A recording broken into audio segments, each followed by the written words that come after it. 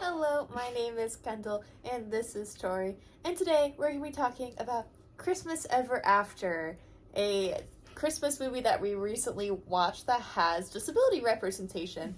We're kind of going through a bunch of movies and TV shows right now talking about disabled representation in the media coming from two disabled girlies. We recently did this with Wicked. I will have that video linked below. We kind of went into the details of that movie and what we thought about it. So we're going to be doing the same thing with Christmas Ever After. Again, my name is Kendall. I have POTS. I have an invisible disability. Some days I use a wheelchair, some days I don't. I kind of go back and forth and in between depending on my needs for the day. And I'm Tori. I have a physical disability. I have muscular dystrophy. So I use a wheelchair full time, and I have used some sort of mobility device my whole life. So Christmas Ever After was a movie that came out in 2020, and it kind of shows it was entirely filmed during the pandemic, and we recently learned it was filmed in 15 days. It shows. This is a Lifetime movie that you can catch on air, like a normal channel, which I gotta say is a little different than me. I'm definitely used to my streaming. Christmas Ever After stars Ali Stroker, who is Tori's favorite person ever. I love her. What do you know her from? She was the first disabled person on Broadway. I love theater. I've always loved theater. And since I've been physically disabled my whole life, there's not a lot of people on actually there's not any but her.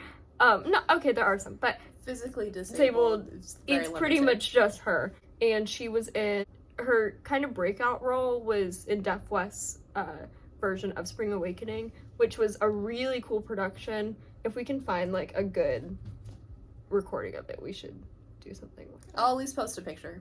It's really cool. They integrated deaf and non-deaf actors and actresses in the production. So she also is in the production. And they do a really beautiful job of incorporating her into the choreography and allowing her to still be able to sign, because their whole choreography is everyone in the cast learns to sign. And their choreography, it's just really cool. You really should watch. They have a few of their productions filmed for different awards that they got. I would go check it out. It's really great. And then she also has a Tony. So she's the first disabled person to win a Tony. She won it for her performance in The Revival of Oklahoma. She's great. I love Ali Stroker. We love Ali Stroker. She uses a wheelchair and is physically disabled and uses it throughout her shows and throughout her movies and her life, which is very neat. Christmas Ever After, the movie we're talking about today, here's a little synopsis. Sparks fly during Christmas time when a romance novelist meets a handsome man who looks like the leading character in her books. And that just about sums it up. I'm gonna start this video in the beginning by saying this is a Lifetime original movie and is a rom-com, more on the romance side, less comedy side. It is generally not my cup of tea. I'm not the biggest Hallmark movie fan. On the other hand, I really love Hallmark movies. I love Christmas movies. The last fourth of the year, that's my jam. That's all I watch.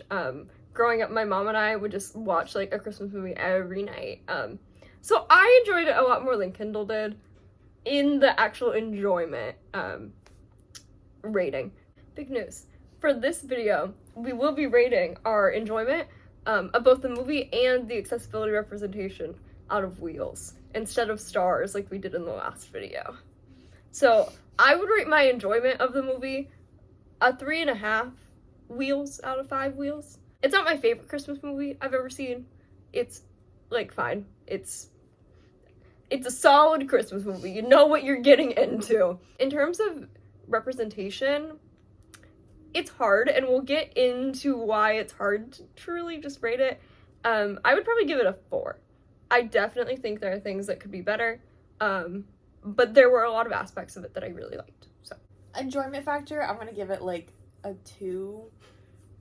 But it's just not my type of movie, guys. If you have never ever seen a romance Christmas movie, I would show you this movie, okay? It's a good general Christmas romance movie. Disability representation, like we talked about, was a tricky one. You give it a 4? yeah. I'm gonna give it a 3.75. Biggest thing that we were kind of not debating about, but discussing our preferences of, is that there was no mention of her disability within the movie. Sorta, kinda. There was a few references, and some were cool, and then others were, like, really weird. And Yeah, not great. like we mentioned, Ali Stroker uses a wheelchair, so her character used a wheelchair, and there were some really cool, just, like, included details, like, they showed her driving, and she used hand controls in the car, and, like, that was... And you could see her chair behind her. Yeah, like, when people put it in the back of their car, like we do, you can see it in the back. She does, from what we could tell, used her own personal wheelchair in the movie, which is, like, fine, but at the same time, would you ask a non-disabled person to use the same shoes as, like, their everyday shoes in a movie? I mean, in a Lifetime movie, probably. You can definitely tell it's low budget, okay? We're gonna start by saying it was filmed in 15 days, it was filmed during COVID, it is obviously low budget. Those are all important to note here. Speaking of costuming, no, I would like it to be very clear that you can tell that this is not Ali Stroker's choice in the way she dresses herself. Because every piece of media that she is dressing herself for, she looks great. And she I looks will phenomenal. insert pictures of She's how beautiful she is. The costumer for this movie, it was just bad. Why did you hate her? Why did you hate Ali Stroker? Like, Yeah, what do you have against her? I talked about it in the last review we did. When you're sitting all the time, you have to be very intentional about the clothes you wear, because it doesn't look the same sitting down all the time versus standing. And the costumer clearly did not think about that fact at all. Like, for example, there's one skirt that she wears. Kendall will insert it right here. It's a button-down skirt in the front. Looks great when you're standing all the time, right? It doesn't look good when you're sitting. I own a skirt like that.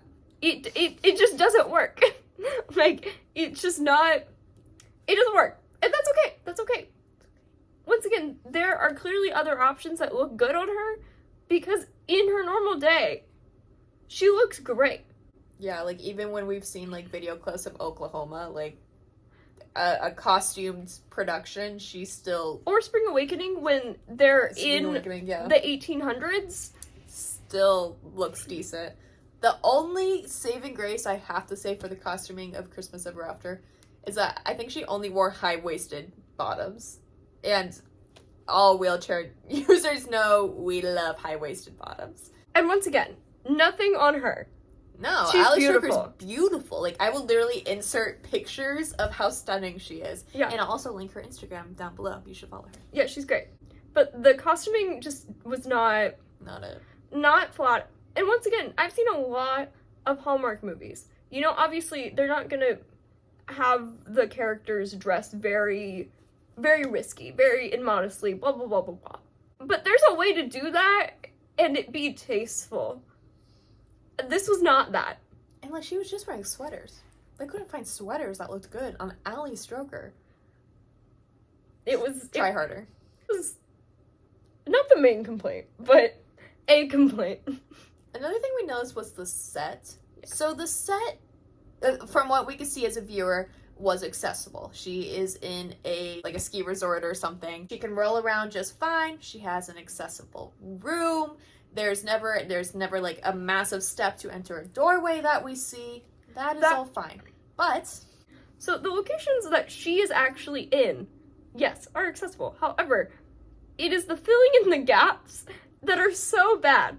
Like, for example, if we can find pictures of, there's a lot of scenes where she's on the porch of this hotel, and the porch has steps to get up to it.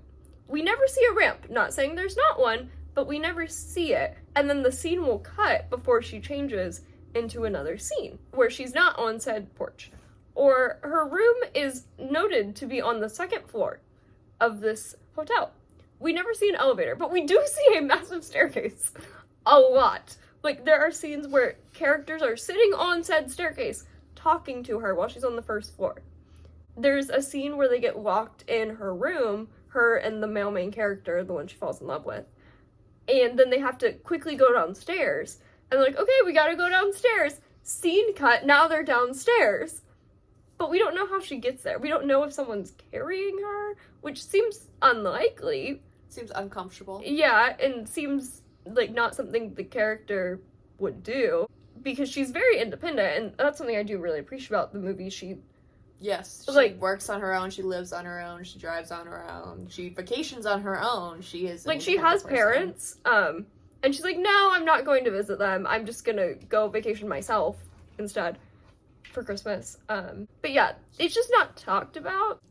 And that's why we kind of got into the messiness of should disability be talked about in a movie, and we go back and forth. It depends on the situation. I think anybody on any given movie and subject could probably go back and forth on. I don't feel like as a society we have gotten to the point where it doesn't have to be mentioned, and that's very unfortunate. When I originally started this channel, I wanted it to just be me being disabled and this is my life, and I quickly realized I was not able to do that in the year 2024. So many questions about my disability and what was happening, and I just realized we just aren't there yet.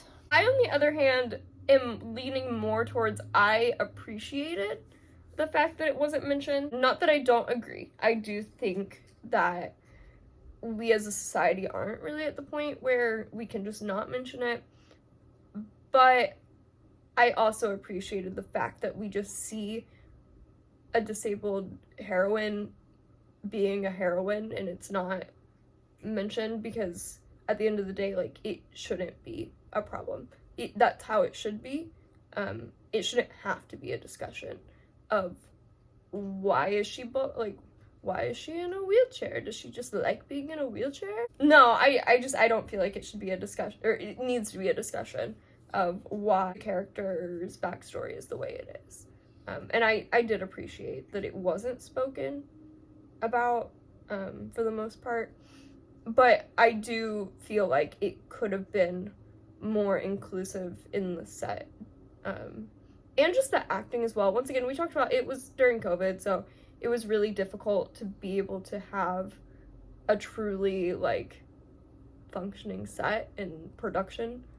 A specific scene, they had to be very creative with how they filmed it. When disability was mentioned, it was never mentioned point blank or anything, but there are some stupid lines. Like, instead of saying, I'm going to go for a walk, she says, I'm going to go for a push. I don't want to say no one says that. I've never heard anyone say that. I guess maybe someone does, but I don't. That was weird. Yeah. There is a part that we're debating if it mentions disability. If it mentions disability, I'm angry and upset and I don't like it. If it doesn't mention disability, okay, irrelevant. Ignore this.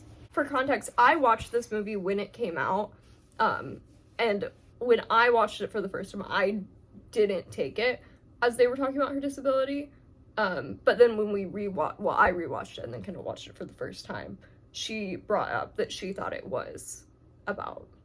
Yeah, I felt it right away that it was about disability, so that's why we're kind of torn on it. For context, this is both lead characters. It's Ali Stroker and the man, and they're like have a romance or whatever.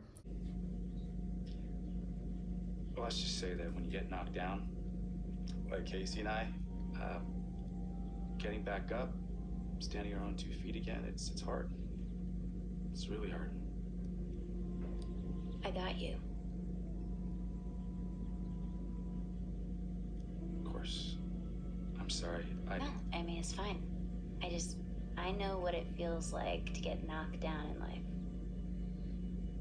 The man was saying how, like, oh, he got knocked down and how hard it is to get back up, and Ali Stroker's like, yeah, I understand. And were they referring to the disability of, oh, when life knocks you down because you're in a wheelchair? Or was it just like, yeah, life sucks sometimes? They never mentioned any sort of backstory at all for the character, so it's not like we found out that, like, something happened that would cause her to get knocked down in life. In my viewpoint, they're implying that the disability knocked her down, which is not the case for a lot of people, especially if you were born with a disability. It didn't knock you down, it's just your life. So we're kind of debating on that. Watch the movie, comment what you guys think. If that's mentioned disability, I literally hate it. Disability should not be mentioned like that. disability is not always a negative thing, and that's the problem a lot of people in the media struggle with. Like we were literally just talking about like 2 minutes ago. I like having my wheelchair. It gives me a lot of independence, and I know it gives you a lot of independence as well, but people view wheelchairs and are like, oh, I'm so sorry for you. It's like, okay, y'all, without this, my life is way worse. Okay, yeah. I'd rather have this tool that I need. Yeah, no, I very much agree. And honestly, that's kind of one of the reasons that I was saying that I appreciate that it's not really discussed in the movie. We all know that Lifetime is not the best at correctly addressing problems or tricky situations. Honestly, I feel like it was the safer bet to just not address it at all. Yeah. To be completely honest, like, I do think that it is important to address disability in an appropriate way, but I really don't have faith that Lifetime would have done that properly. So in that regard, it definitely was better they just left it out. Going back to the fact that it was filmed during COVID, it created some real interesting issues on set. Like, main scene that a lot of people have seen photos from, if they know anything about this movie, is there's a photo that we'll put right here of, at the end of the movie, the two characters kiss because, you know, they fell in love, obviously. And they use a piece of plexiglass because during COVID they weren't allowed to touch. And honestly, like, accessibility-wise, that doesn't really do anything. But going along that line, something that Kendall and I have talked about is the fact that in society, disabled people aren't really perceived to be romantic partners or to be initiating romantic affection. Even in movies that we've seen where there is a disabled main character that falls in love, you never see that character being the one initiating any physical affection, any, not even just caregiving, but like, I guess affection is the word I'm looking for there. And I really hate that because this was filmed during COVID, you don't see that at all. Because I truly don't think that Ali Stroker's character would shy away from being affectionate towards her partner. And obviously it's a Hallmark movie. It's not like they're not doing anything crazy, but they typically do at least like kiss more than once. Yeah, I think we literally just got one kissing moment. I don't even think at the end they did it again. No, they didn't, because they had to do it through plexiglass. So like, it's hard to tell if it was the times of COVID or if that's how they wrote this disabled character. From what I can tell, I've looked up the writers and the producers and the directors. It doesn't look like any of them are disabled. Obviously, they could have their own background experience I'm unaware of, but it didn't really feel like that. It really felt like Ali Stroker was the only disabled person on set, and that's really unfortunate. Because obviously in the costuming and the set design, it didn't feel like anybody with that knowledge was included. And it felt like that way with the intimacy and the kissing, and like, that's disappointing. We're going to go down some rabbit holes in some movies trying to find good ones, and hopefully we find some good romance ones for people with disabilities that are equal to romance with able-bodied people. Yeah, we've watched some interesting ones already. I'm sure we'll cover in the future, so get ready. It was really frustrating that it wasn't a typical, there just was no chemistry, honestly. Zero. Like, and once again, I don't know if that's an acting thing. Not an acting thing, that would be a cast. I don't know if that's a casting choice, or if that's a COVID issue, or the directors are not able to do chemistry with disabled people. Like, if the other actor was uncomfortable, if Ali Stroker was uncomfortable, we don't know. But that was frustrating. Also, there was one really funny moment. So at one point, it's towards the beginning of the movie, but the male main character goes to talk to Ali Stroker, and he kneels down next to her. And she's like, "What? Are you proposing to me?" If you do not know a wheelchair user in your life and you're talking to a wheelchair user, don't do that, by the way. Please don't. It's weird. If I don't know you, don't, like, bend down to talk to me. Or sit on the floor. Yeah, don't do that. That's worse. No, I kneel for pictures, and, like, that's it. Yeah. That was Christmas Ever After with Ali Stroker. Again, we love Ali Stroker. I really hope maybe we can find a good version of Oklahoma, and maybe we can review that as well, since I believe the character in Oklahoma disability isn't a thing. That was just the person that was casted for it, which is how disability should be. Is that happening?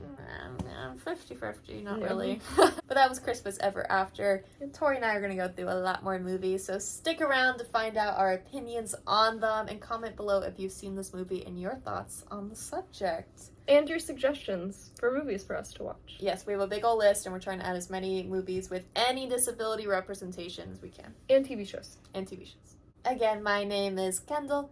This is Tori. Keep on making your magic, and we will see you in the next video. Bye.